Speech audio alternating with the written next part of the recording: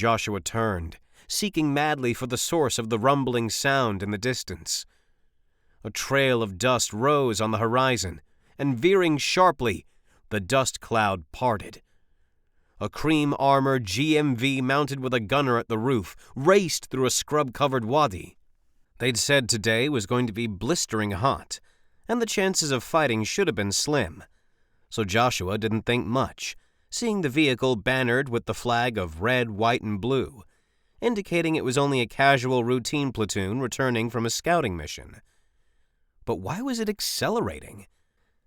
Then Joshua saw a small black dot appear on the slopes of the furthest hill. He focused on it, thinking it was a small animal, when another dot appeared, and another, and another. Soon, multiple black humanoids stood up on the two hills looking down into the wadi at the lone vehicle. The ear-rattling thunder of rapid assaults poured in rhythmic destruction upon the GMV. Joshua gawked, watching the carnage as the gunner howled at the top of his lungs, turning his MK-19 grenade launcher, firing back. "Turn around! Turn around! Go!" Horrified voices bellowed from the wadi. The reverberating, hissing bullets ricocheted off the truck as the vehicle, screaming to a halt, flung dust into the air. Bullets streaking across the ground, the vehicle exploded into a full dash, back the way it came. Right back through the ambush. The aggressors on the high ground continued to fire. The heat, it seemed, did not bother the desperate Iraqis. They showed no mercy, hailing deadly force upon the GMV. The battered truck raced right through the onslaught a second time, tires grinding gravel, skidding to a dramatic stop, tittering a good distance in front of a series of buildings, abandoned and bare to its concrete frame. The routine patrol had made it out from the ambush, but the gunner on the roof leaned over his gun, unconscious. Joshua scrambled back towards the administration building. By the time he reached the undercroft, Ben was already shouting orders for his Eidolon Marines to cover the GMV, racing down the hill like bandits. It was only when Joshua arrived that he glanced at Judd and Ben. "We're going to need a medic down there," Pounders cried. "Chief Greg Coker and John Hale have taken hits." "Medic?" Ben narrowed his eyes, nonplussed, hurrying out to join the Eidolons. "Captain, I can volunteer. I'll go out there and help John Hale," Joshua remarked immediately. At that, Pounders gawked, expression astonished. Without thinking, Joshua passionately dug into the supply cases, grabbing medical equipment. "We need 4 medical stations to treat the wounded, Colonel. So, I'm going to help bring the wounded to them." "What?" Pounders exclaimed, but Joshua gathered the bandage supplies, morphine, antiseptic, and water. The basics he needed to get those men out alive to the professionals. "Josh, stop! Get back to your station! You barely know field medicine!" "War changes people, Pounders," Joshua said, unashamed. "And you know me. I'm good at pretending. If I can be anything, it will be a medic. I'm going to do this. You will not stop me. I will be a medic now." "What?" Pounders spat in bewilderment. "Joshua, we discussed this. We already have our medic. Stop!" He grasped Joshua's arm. "I swear to God, if you die out there—" "Don't worry about me. I'm a Swiss Army knife, remember? Multidisciplined. You called me that before Damascus Spring. So I'm a bloody medic." Strapping on a helmet for protection, Joshua dashed down the hill, his legs pumping, the wind lashing his face and blowing his hair. He felt stubborn, but Joshua had to do something. The wind and the adrenaline carried him on, and Joshua felt light and, strangely, at peace. His stomach seethed with anxiety, but it didn't rain. Without a gun, he would conquer the beast of war like a true saint, to defend and save lives. And if Joshua died, he trusted God will be there for him. For life was God's signature rhythm. It was so hard for violent humans to understand this perspective, since humans always wanted to take the center stage, to control life on their own terms. And the stipulations of war made men apathetic to the simple notion that life was sacred. Once Joshua arrived at the concrete village, there was already a high volume of gunfire, so he hunkered down behind one of the walls, staying low. He heard Ben barking orders from the Marines to get into blocking positions, firing at the Iraqis. A grenade shook the building as Joshua pressed against the wall, turning to scan his surroundings. The truck was still a good few meters away, the firing range of friendly soldiers too intense before him for the medic run. Reggie Page of Ben's partner company's C contingent was on the ground firing his tripod gun as projectiles zipped past dangerously. Joshua saw foreign figures leaping from the screens of dust before Reggie, one arching his head, spinning to the ground, writhing in death. The other Iraqis fired back, taking cover under the natural contours on the hillside. "Cleared! Get them to the medic!" Reggie screamed, assaulting the enemy behind his mad gun. Joshua ran through the visceral barge, heart thundering with determination, his ears throbbing from the terribly loud gunfire. Derek Fish and Julian ran alongside him for cover. Diving for the truck, prying the side doors, Joshua walked on his knees towards the sounds of a groaning man. John Hale begged for help, half fallen out of the door, clutching his left side, as Joshua attended him. "Okay, man, hang in there," Joshua said, pressing John Hale's wound. He knew enough first aid and the basics of field medicine from his previous years as a con. Of course, he wasn't an expert. He was going to have to escort these men out of danger and get them to the safety of the medical bay. He needed to be quick, though, fast and resilient enough, if he was to be committed to this. They were going to need Joshua anyway. Julian's screams got his attention, drawing his gaze up to observe his surroundings. No, Julian had announced for the medical team to go back. They had come seconds too late. Joshua growled as he saw the Iraqis turn their attention to the truck, assaulting the incoming American medics. Bullets whizzed past, clanging on the armored vehicle's doors, ripping through the medics, killing them. "No!" Joshua growled as he got behind a tire, handling John Hale with ease. "So, I'm meant to be here," Joshua procrastinated. He was these Marines' only chance now. "You're their only chance to survive." Crouched, holding on to the fender, Joshua worked to stop John Hale's bleeding. "I've got your back, Bookworm. Help him," Julian called, cocking his HK-417, and standing up, he placed it on the bonnet of the vehicle, firing. It shook madly, bullet shells flinging and clanging from blitzing recoil. Joshua could hear the dull impacts of Julian's bullets hitting Iraqi flesh across the other side of the mound. Derek Fish helped the gunner man Greg Coker down from his station, laying him next to John Hale. He then quickly removed the polymer magazine to reload his weapon with his back to the door, turned around, and aimed, firing at the enemies, covering Julian and Joshua. "Oh my God! Hurry! Hurry! Get the morphine! Get the morphine!" Greg Coker squawked in Joshua's ear. "Greg Coker, you're shot," Joshua said, holding the bandages. "Man, you're shot." "I know, kid," Coker hissed between labored breaths. "Just get me out of here." Joshua gave Chief Coker the dose of morphine, then returned to John Hale, examined his wound, staunching them further. 2 patients. He had to deal with 2 simultaneously. Joshua was already drenched in sweat. "The round had hit the last chance plate on the back of my body armor," Coker strained, chuckling over the pain. "Lucky, huh?" Joshua removed the patch off the last chance plate. "I don't believe in luck, Chief. It just missed right over the left kidney. Any lower, you would be dead by now." A grenade landed nearby, going off course, exploding. The crack made Joshua's ears bleed. He and Coker were hurled to the ground, huddling, dirt raining over them.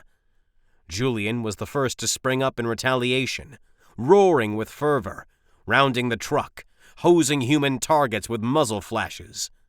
With him, the other soldiers accompanying in his frontal assault smothered more Iraqis, forcing the offensive assault to push back. "There are more coming over from the nooks a few clicks from here," Julian yelled over the violent clamor. "We need to call in air support! Pounders!" "Josh!" Derek nudged Joshua's shoulder, eyes wide with desperation. "I'm taking Hale back. Julian, cover me!" Joshua watched helplessly as Julian, leaping over the bonnet with one hand, grunted, darting past, reloading his gun as Derek hauled the groaning John Hale over his shoulder. They charged for their lives, dashing back towards the village during the lull. Joshua prayed to God Derek would make it back. But in the middle of the suicide run, Julian blundered after Derek, firing back at the enemies. The Marine bellowed, coursing through the tumult, just making it alive. "Oh no, I have to go through that again, do I?" Joshua dreaded in his mind, and he wanted to give up. His heart pounded and his loins trembled as bullets hailed upon the truck. "Move! Do something, Joshua!" Itching to grab his gun and to use it, he resisted. He had to save lives. The virtues, the cleansing of Christ came first. "Hey!" Joshua yelled towards Ben and the troops, cupping his hands over his mouth. He couldn't tell if Ben could hear him or not. The guns firing were so loud, Joshua struggled to even hear himself. Dirt erupted in his face. Gasping from gunky air, he grasped onto Coker, knocking his elbow on the fender. He had to run this. Run or die. But there were only 2 more unscathed soldiers left in the truck that got out, engaging the enemy, who preserved Joshua some precious time. These men could not even blink as a heavy artillery round devoured them, the acoustics shaking the ground. A body flung from out of nowhere spinning in the air viciously, shrieking like grinding metal. That dead torso bounced in front of Joshua, arms mangled, legs truncated. The gory shrapnel gushing from underneath the truck sprayed upon Joshua, who ducked to take cover. "Suffering before glory! Go!" As Greg tumbled off his shoulder with guttural whines, the howling brays of the soldiers on the exposed side of the truck cried out for salvation. 3 patients? He couldn't help 3 men at once. "I can't do it." He laughed to himself, because he was in great distress. He tried to get himself under the truck to reach the wounded on the other side. "You asked for this. You prayed for this. And you got this." In front of him, the Iraqi assault squad sent bullets roaring loudly, until one bullet deflected off his helmet. The 2 Marines facing them fell, simultaneously hit. The 2 closest to Joshua died, convulsing, blood disgorging in spurts. The 3rd one was already dead. The effects of the war atmosphere infused Joshua with a pestered anger, a blistering sweat, a burning roar. Slipping under the truck, creeping forward on his belly, Joshua was sure that without backup, he would get a wound. But it didn't matter anymore. Suffering before glory, Christ beside me, in front of me, behind me. In red frustration, Joshua roared over the gunfire, indicating to the wounded he was still alive and determined to save, despite the horrendous odds. If he sat underneath for too long, the armor of the vehicle would become too brittle, and bullets would surely penetrate the gas tank. He was running out of time. "God, my strength," Joshua muttered under his breath. He made it to the nearest soldier. "What about me?" Coker yelled with a hoarse voice. "Josh! Josh!" "I have to save them." Joshua's body tensed, awaiting sudden, imminent death. Bullets zipped and attacked the truck. Then a large rock bounced close by, with a strange-looking groove on its tip, with an odd netting and a pin that... Eyes popping out of his skull, grabbing the dead husk of the legless Marine, Joshua smothered it over the grenade leaning on top of it. He held on tight, taking a deep breath. The grenade exploded. All sound gushed out of his ears. Existence faded for a moment as he hung in between heaven and earth. Something flew off his head, slamming back into the side of the truck as he grunted frailly. The truck rocked. His vision a disoriented veil of dust and blurs flooded with warm light. Joshua! Joshua! Joshua's blood went cold. Nefer? He croaked. He could barely hear his own voice. Body trembling with shock, his ears felt as if they were underwater. Joshua! Joshua! Josh, you there? That was Coker's screaming voice from behind. Joshua! Answer me! Joshua could still save Greg Coker, at least. While pulling himself around the back, he saw 2 soldiers charging toward him, screaming at the top of their lungs. Chief, I'm here, Joshua spluttered. What on earth were you doing out there, you smartass? Get us out of here! There is only so much that I can do. I need to choose a life to save. Okay, Joshua acquiesced, grieved, pivoting around the truck, wrapping his arms around Coker, lifting him up onto his back. His back was still sore and bruised from smothering the grenade blast, but he took one stride forward.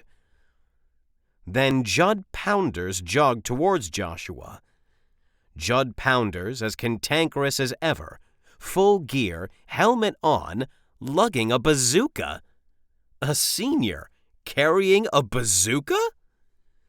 Joshua watched with revitalizing amusement, his wits put together observing the insanity of Pounders and the battle.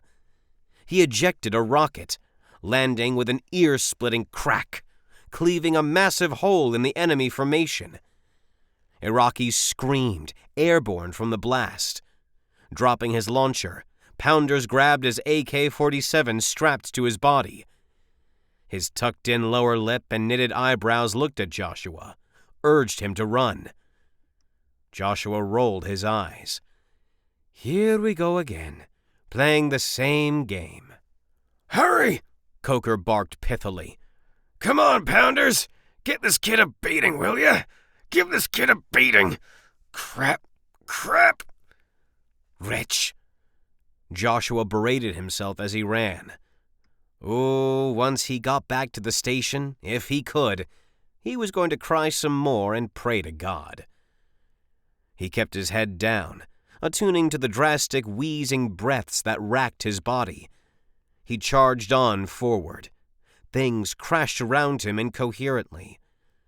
Joshua yelled with strain. He charged right into death's face. He gazed forward, torn in exhaustion, almost teetering offside. His legs were stiffening, his run slowing, and safety was still distant. Then, when he thought he could move no longer, and that he could die, he saw a shimmer of pink light streaking the air. Nefer? It was the flourish of supernatural spirit that made him reach the other side. Encircling Joshua, Julian with Pounders barraged and killed the enemy assailants. Pounders and Julian's peppering beats of their wild guns thudded madly, along with Joshua's throbbing heart. And along came Josh, someone called, and Joshua finished the run. Ben? Reggie? He didn't care, though he kept one primal thought in mind to get to safety. Joshua dropped Coker and collapsed unscathed, groaning and panting with a heaving chest. You hurt, kid? Coker said eventually. Closing his eyes, Joshua groaned. His entire body was bruised, trembling exceedingly. He swallowed, and even that took effort. "I survived. Again. Barely." "You know," Pounders said, "one of these days I'm actually convinced you will lose both legs, both arms, and your head. Crap." Muttering, "Jesus," and cursing under his breath, Joshua heard Pounders stalk up to him, feeling the colonel's mystified gaze beaming upon him. Joshua lay there, not sure what to think or feel. Should he laugh? Should he sob? Or do nothing? "Aha! Peace, Joshua! You're in one piece!" Joshua groaned at the pun, opening a heavy eye, guns still firing around him. It was Nefer, expanding and shrinking in a streak of gelatinous orbs. He hovered over his head, motioning around ecstatically in a phantom wind. "My apologies. I got cut off from you for a while, but praise Yah, you made the appropriate purification and guilt offering." "Hey," Joshua grumbled, closing his eyes. "Hey?" The spirit generously sounded taken aback. "Wait, you're not going to utter, 'How are you?' You're just going to sleep? Again?" Joshua nodded, resting his sore head in the sand. "I'm dead." "Humans are so odd," Nefer mused, sighing. "God have mercy on me for not understanding your kind. It was I that prevented any bullet from penetrating your flimsy vessel." Joshua smiled. God, it was a pleasure to hear his nerdy voice again.